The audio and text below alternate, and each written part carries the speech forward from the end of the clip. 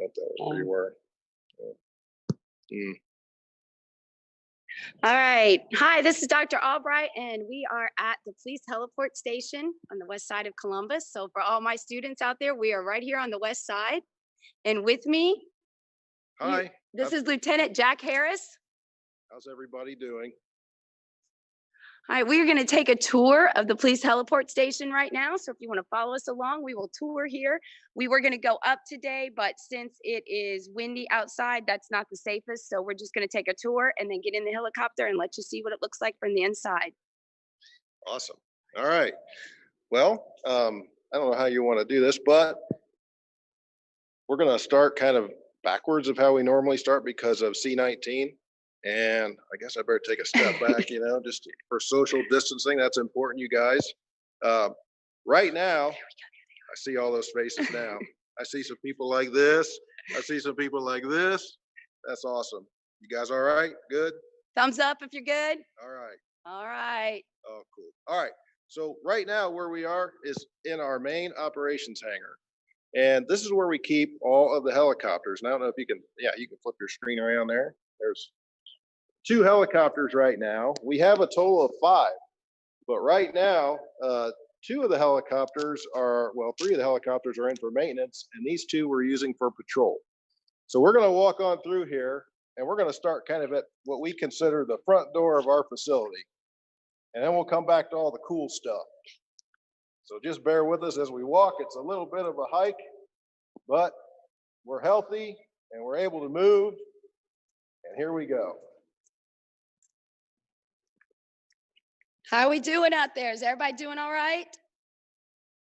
Thumbs up, smiles. All right, when we get done too, we might get a brief shot of Ollie, the dog that's been coming to our school to see us too.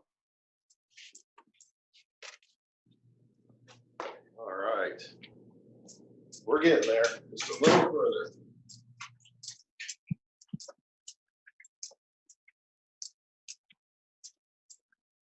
All right. We're going to start at the beginning.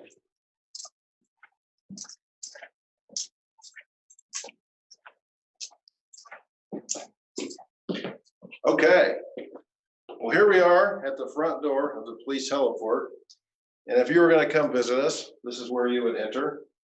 This particular heliport we built in 2009. The city was gracious enough to set aside money. We went from a facility that was 5,000 square feet to over 30,000 square feet. So 6 times the size and a lot more room. And as you can see, there's just a few pictures on the walls. This is most of my current crew here. And then 2 different shifts that we have. And I should probably talk a little bit about that. The way that we fly, we have 2 different working shifts. A day mid-watch shift and an evening mid-watch shift. So basically the day guys, they come in, and I have no females, so I say guys, and it's all guys. They come in at 11 in the morning, and most of them are gone by 9 at night. My evening mid-watch crew comes in, what time do they come in? 7 at night, and then they're gone at 5 in the morning. So we split it up like that because flying, it's physically and mentally fatiguing. So we can't have people flying for 8 hours a day. That just wouldn't work. So we had to have enough people to fly our patrol mission, which is normally 16 hours a day, 7 days a week. Okay. No weekends. We work all the time. We're the police. That's what we do. All right. So we'll move on here.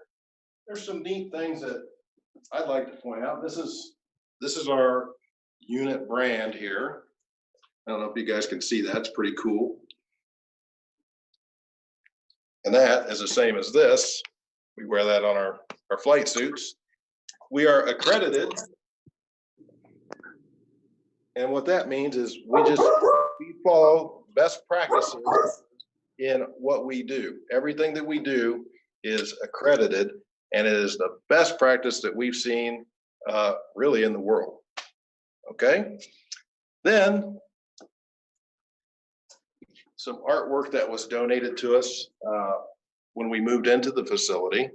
And as you'll note, the badge number is 2009. That's the year that we moved into this facility. Pretty cool, huh? So I'm sure that your teachers have told you that you being in school now is just one step in your learning, because your whole life is going to be about learning. So that holds true in your job and everything that you do. So we have our own classroom.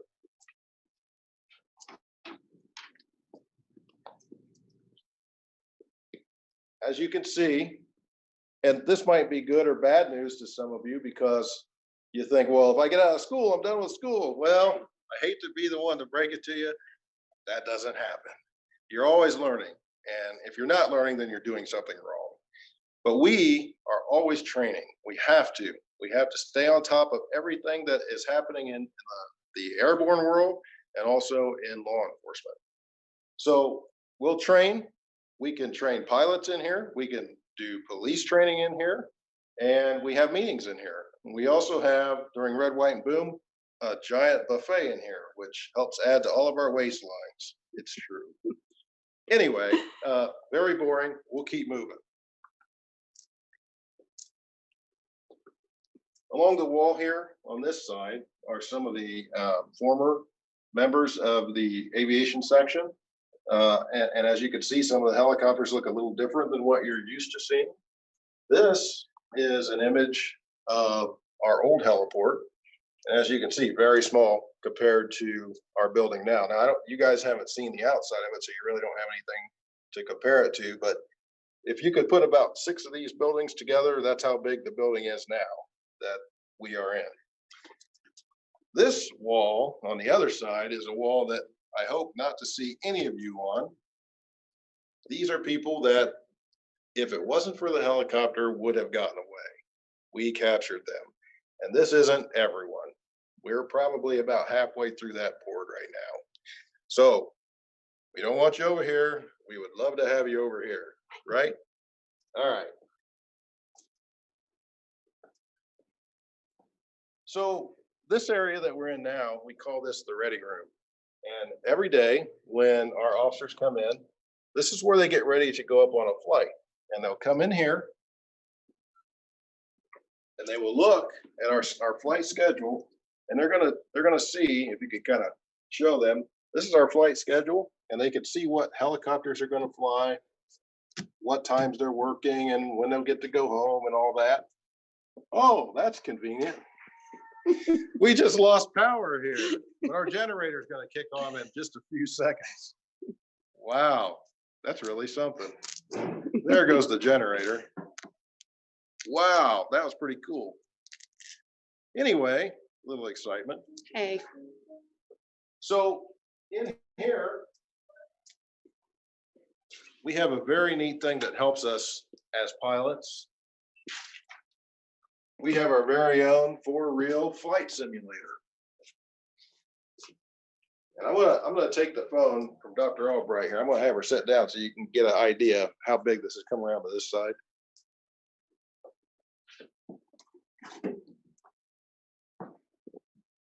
And there she is.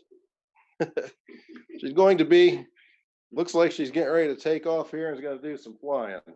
But this is our flight simulator. From here, what we can do, we can input emergencies in the helicopter.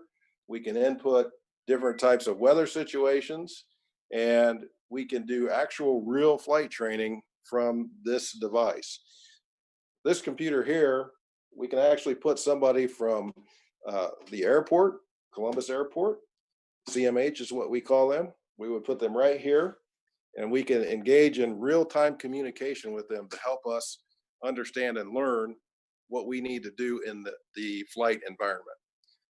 So there you go. I'll have one of my guys fire it up. Maybe we can see that when we come back through. All right. Okay.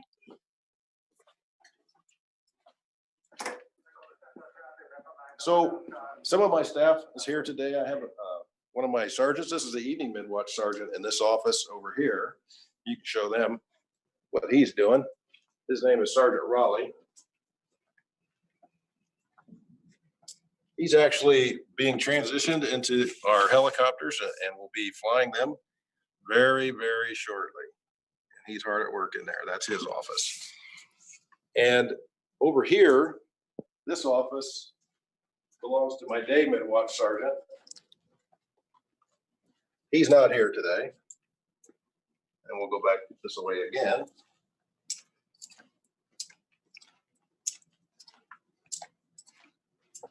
I have a maintenance officer, and his job is really to keep the aircraft functional so that we can keep flying every day.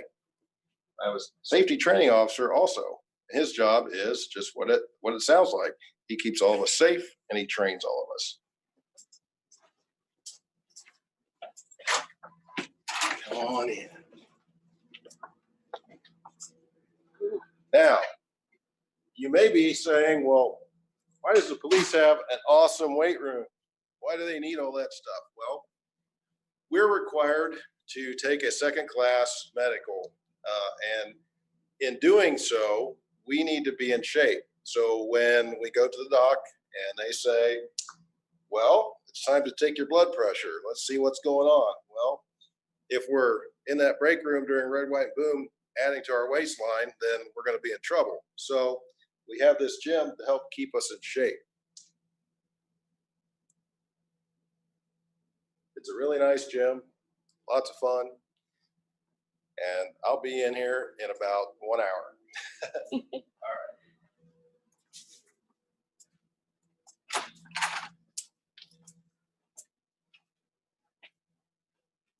So sometimes you guys have heard of helicopters that have engine failures or they crash for whatever reason. We've actually had, unfortunately, a couple helicopters that have had those catastrophic engine failures. Fortunately, there were no deaths, just minor injuries. And on the wall here is one in particular.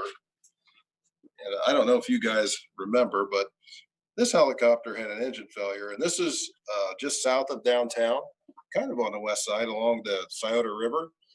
And what happened was this helicopter lost its engine and had to do what's called an auto rotation down to the ground. And so when that helicopter, because of those big rotor blades spinning, those blades can actually disengage from the engine and keep spinning while that helicopter is going down. That's why it's called auto rotation, self-rotation. And when this helicopter actually landed, it landed just right, but there was mud and the skid started sinking in the mud. And so with the rotor blades spinning, the rotor blades made contact with the water and they disintegrated, and it caused a lot of torque or twisting on the helicopter, which ended up causing the tail boom to twist and the tail rotor to be embedded in the mud.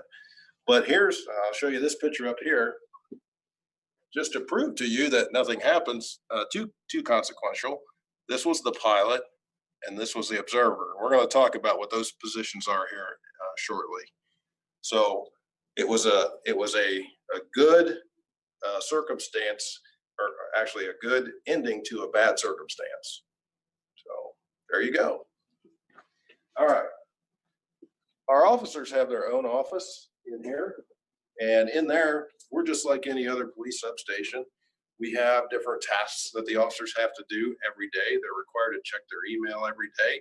They have training that they have to do. They have things that they have to do that are related to what we do here at the heliport.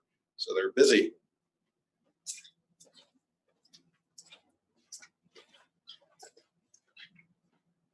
This is an equipment room for the day mid-watch officers. And here, as you can see, they keep their helmets and jackets and things that they'll need for flight. And also, because we still are the police, we have all of our PPE gear stowed here and riot gear. So if there's something that happens where we need to send our staff to a riot or something like that, we can do that and they're ready to go.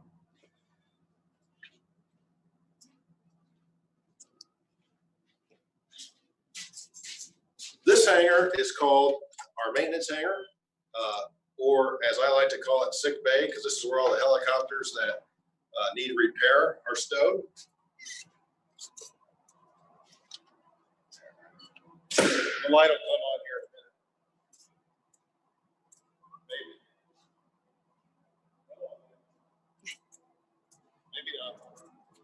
right, I'm gonna turn it on if I can find it.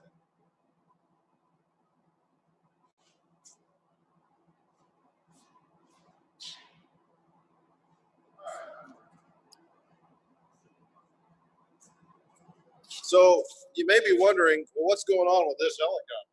Well, I'll show you.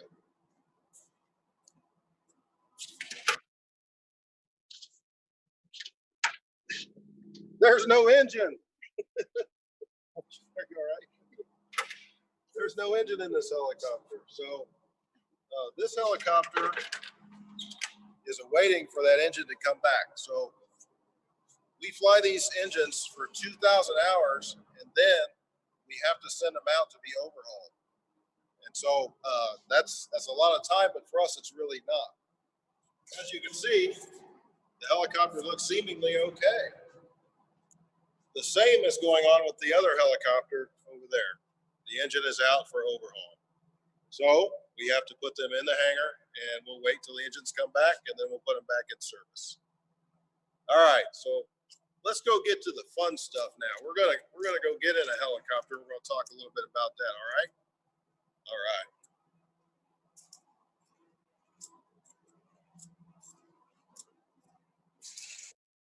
By the way, Dr. Albright says she's buying ice cream for everybody when you come back. I'm just saying. Sure, we will. We'll have our ice cream social at the beginning of next school year. All right. Down the long hallway.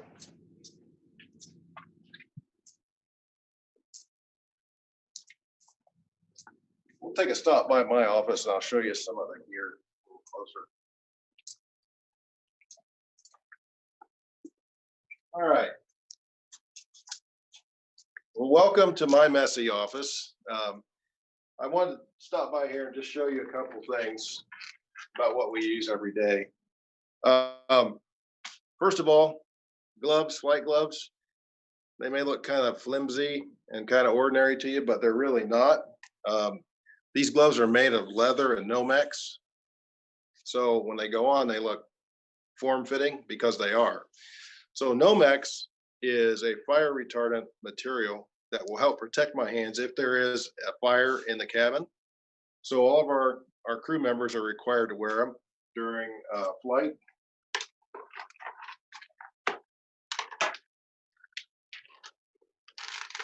This is our flight helmet right here. So we're all required to wear a shield. I don't know if you could see that, but there's the shield, clear shield. And we also have a sun shield.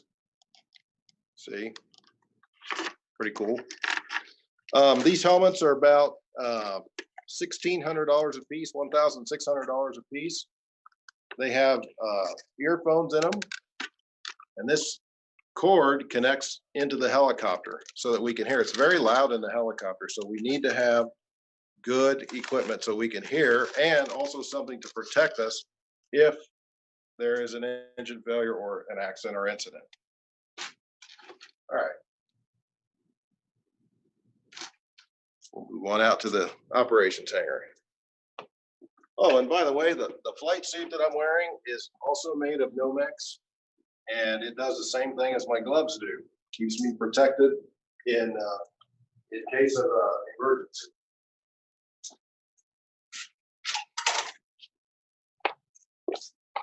All right.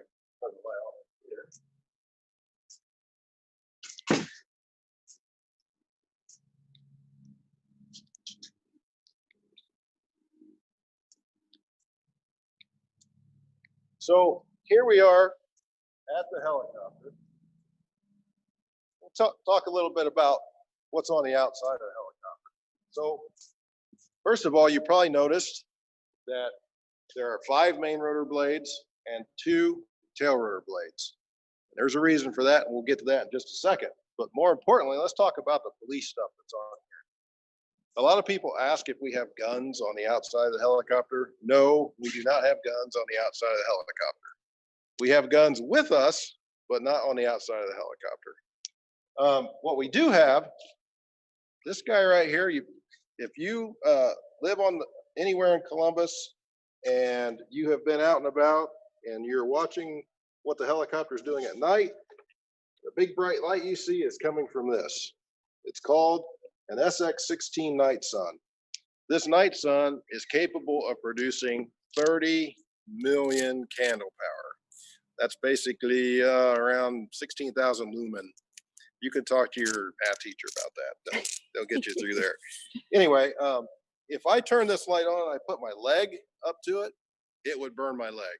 That's how hot it can get, okay? The thing that's holding the night sun to the helicopter, this tubular device, is called a Meeker mount. And it's actually named after the man who designed it, Cal Meeker. And he's the owner of that company. You can look them up online on your time. But this Meeker mount serves as a platform to hold the night sun, to hold a step, and also to hold a FLIR gimbal. This is the FLIR gimbal. You guys have all heard of FLIR. FLIR is a company name, but it also is an acronym for forward-looking infrared. With this camera, we can actually see video, we can zoom in and zoom out, and we can see infrared images. So if you're running around at night and you think the helicopter can't see you, yes, we can with this. One FLIR gimbal, one system, is around $400,000. It's very expensive and very expensive to maintain.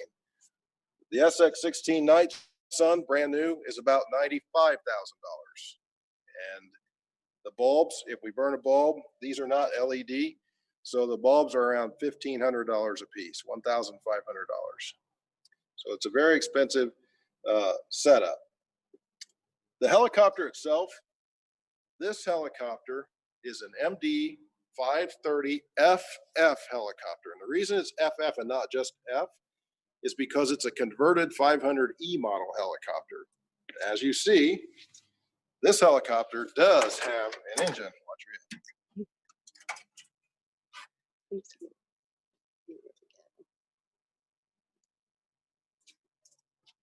It's pretty cool. This particular engine is capable of producing 675 shaft horsepower. That's a lot of power.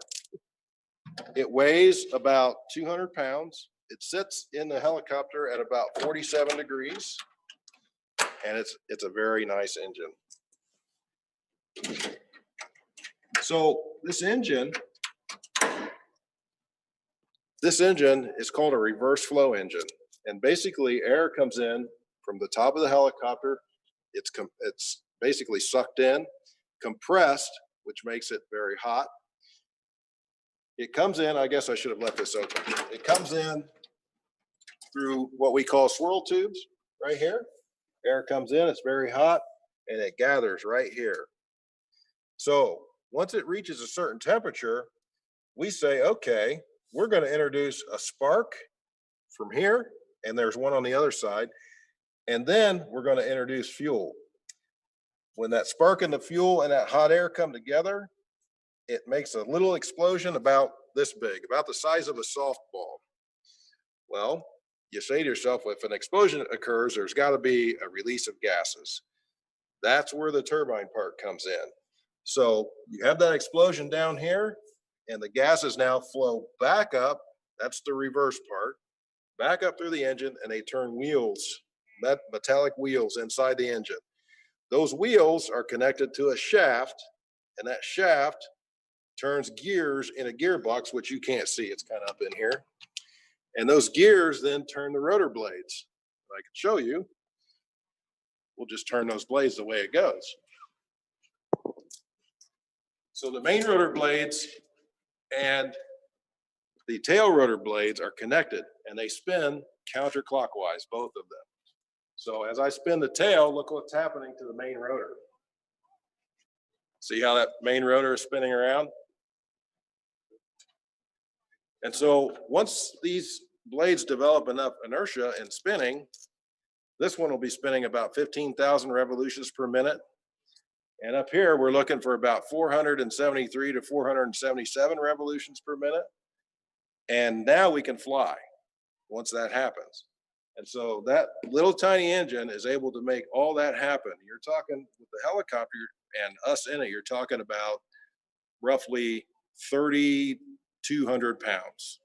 So 1.5 tons, maybe a little more. So that little engine can do a lot.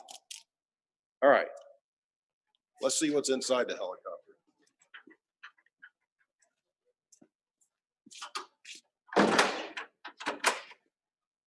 So, doctor, this is how you're going to get into the helicopter.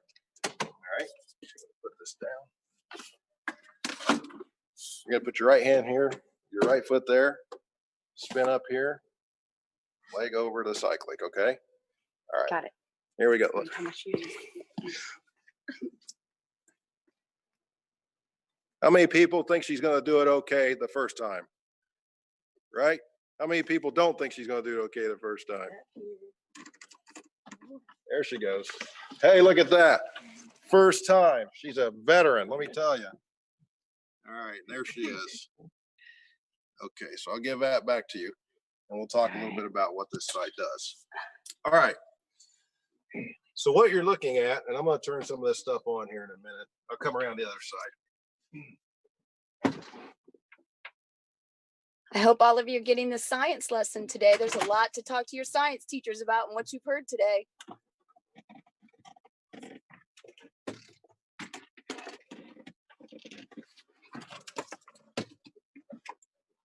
It's going to get a little noisy in here, but not bad. Okay. So now we're both in here. I'm going to see if I can set this up here for a minute. Talk about. This is your flight crew for today. All right. So we're both, and seasonal allergies, by the way. So as you see, there's not really a whole lot of social distancing in the helicopter here, but we both checked out okay with temperature, so we're good. All right. So my side that I'm on is the pilot side. The side that the doctor's on is the TFO side, Tactical Flight Officer.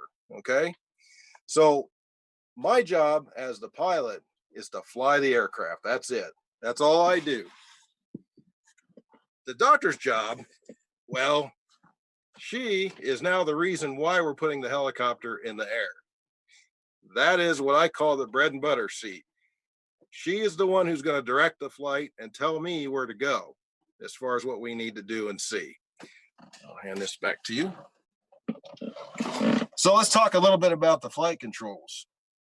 All right. So at our feet, I don't know if you guys can see that, but at our feet, there are some pedals. These are called anti-torque pedals.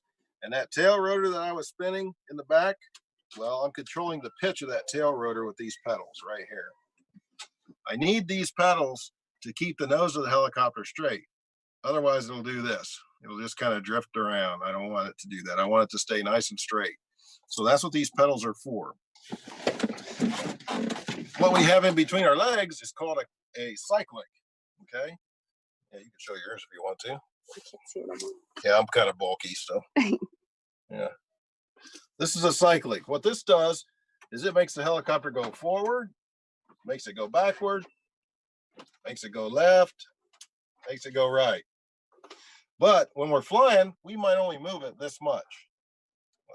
There we go. Like that much. That's all we need to move it to make it turn really dramatically. Not like this or not like this, but just a little tiny bit.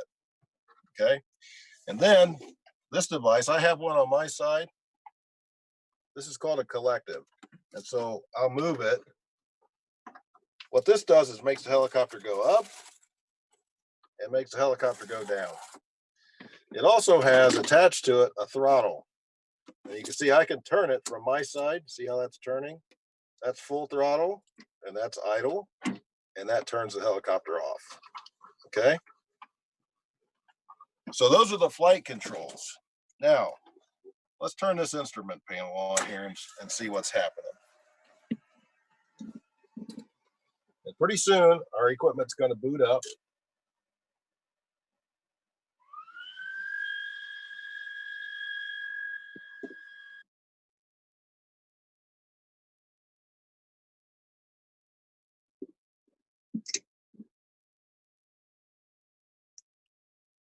So what I'm doing is I'm turning everything on so that you could see what it's all about. Well, I could tell you just real quick what this helicopter is all about.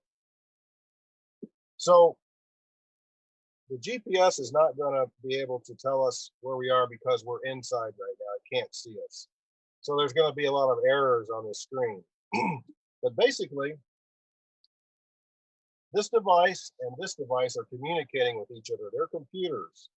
And they're able to tell us when we are up in the air, we can actually plot courses to different points. We can actually see the airspace it'll actually be on the screen, as you can see, like some of these circles here. And we can get weather information from this computer. It's pretty cool. It does a lot of stuff. So this is the pilot function display, and this is the multi-function display on this side. Everything the pilot needs to know. As you can see, this acts as an attitude indicator. This little yellow thing here represents wings or our rotor blade. And the brown is the ground and the blue is the sky. If the wings are on this line, and that circle is on that line, then we're flying straight and level, and we're not going to be coming into contact with the ground if we have the right altitude. It can also tell us our direction. It'll digitalize the direction, and we can see it in analog form as well. So some of the rings I was talking about, these rings represent different airspace. This is Port Columbus. This is Don Scott. This is Bolton Field, which is close to you guys. And this is Rickenbacker out here. But we can actually zoom in and get closer, and we'll get different waypoints. That's what those little triangles are. And we can see what's going on in our airspace. If other aircraft are flying through, they will show up on our screens. And it keeps us safe, all of us safe. On this side, we have all of the engine instruments, right? This engine instrument is our power turbine, and also there's a little needle that says it has an R on it. That tells me how fast my rotor blade, main rotor blades are spinning.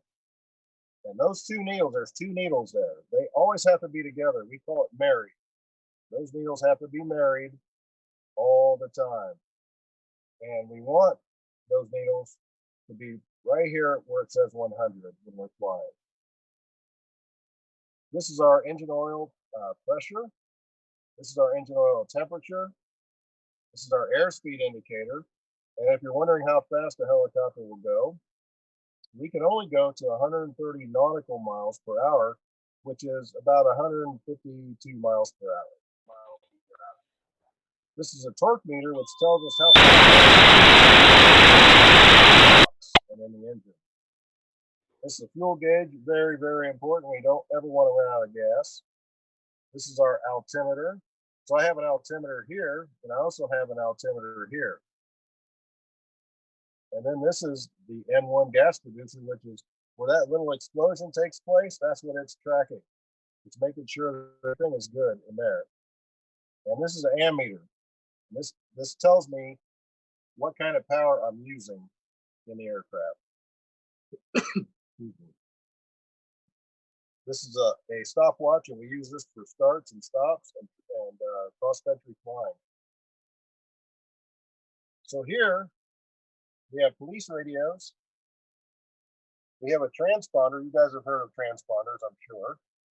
This is a aircraft aviation radio, and there are two mixer panels here. And the mixer panels are used to control sound for the pilot and for the TFO. Now, on to the TFO side. Let's get your computer turned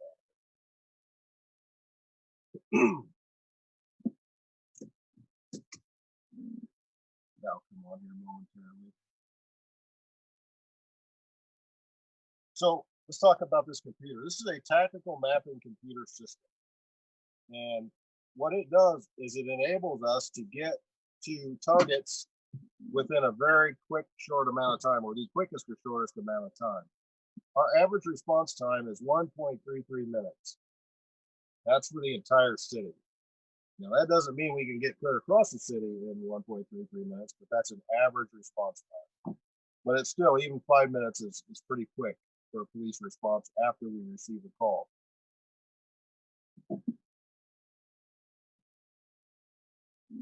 All right, while that's booting up, we'll talk a little bit about what's underneath.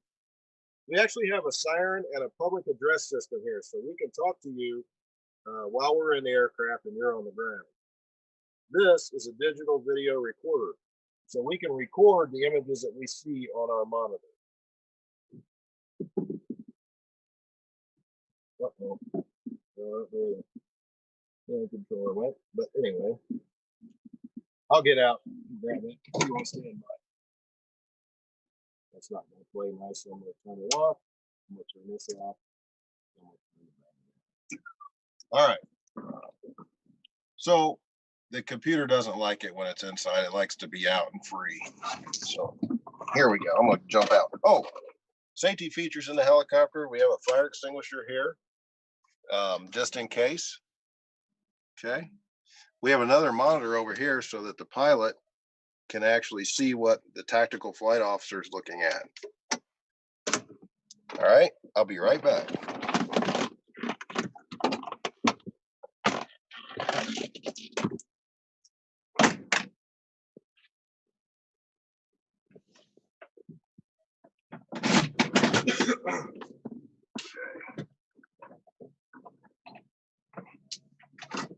Doc, I'm going to give this to you. There. Okay.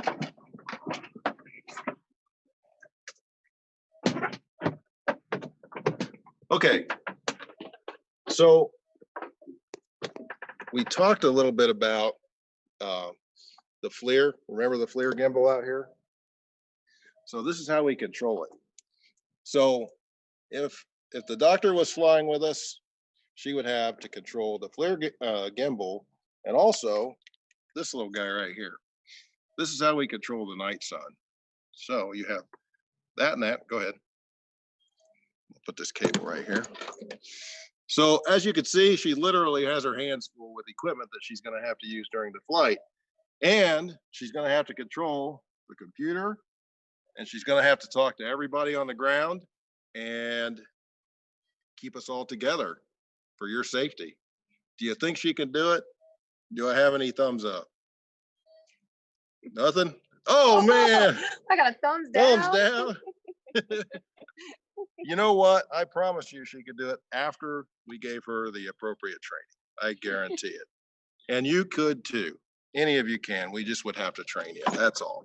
So I got this. So I'm gonna help the doctor get down, and we'll be right back with you. Give us just a couple seconds. Hang on 1 second. Let me help you.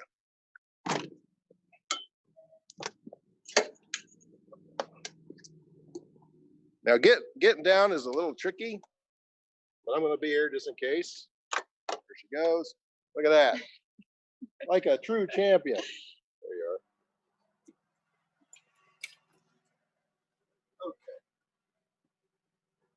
Okay. Put this back.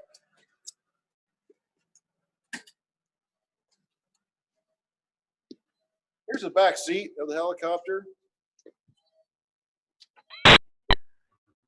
If you are part of our Explorers program or have interest or an applicant in becoming a police officer, you can talk to me and we can see about getting you up if you want to go up with us, but you have to be obviously over the age of 18 and all those other things have to apply. We can take passengers if we need to. We have a first aid kit back here. It's a little more advanced first aid kit, just in case we need to help people out. We are not a medical transport helicopter. I just saw somebody's tonsils, I think. I don't know. Anyway, and a baby. Anyway, that's the back seat. Does anyone have any questions about the helicopter while I'm here? If you have any questions, you can unmute yourself and ask.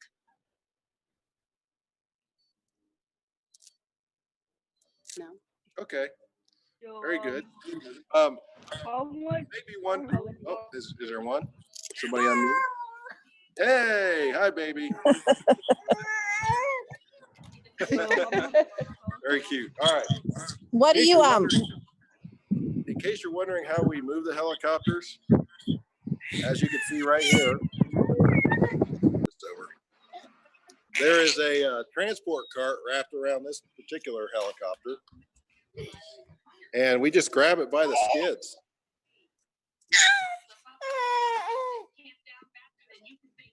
Just like that.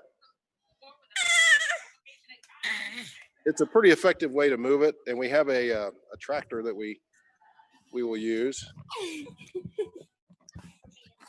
It's right here. All right. I think the baby likes the tractor. I don't know. Yep. We're almost done. All right. All right. Well, very good. That was a really quick tour of our police heliport, your police heliport, and we're here for you. And we're gonna do our best to keep everybody safe. I encourage you, if you are interested in flying, to pursue that dream. You can do it. If you think it's impossible, it really isn't. It's pretty cheap to fly. Just save your pennies. And if any of you, of course, are interested in becoming a police officer, it's a great career. A little bit about me. I'm from a very small town in northwestern Ohio.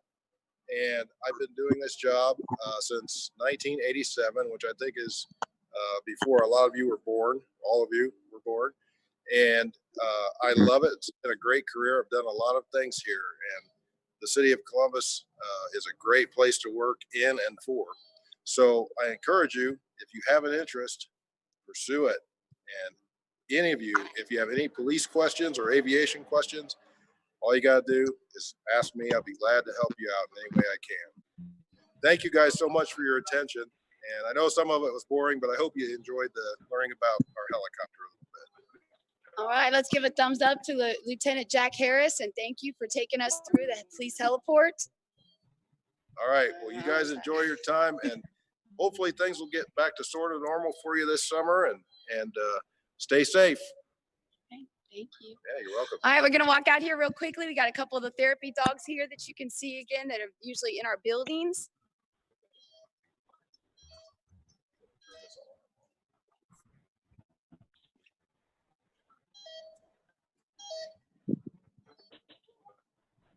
They're ready to see the dogs for a few minutes.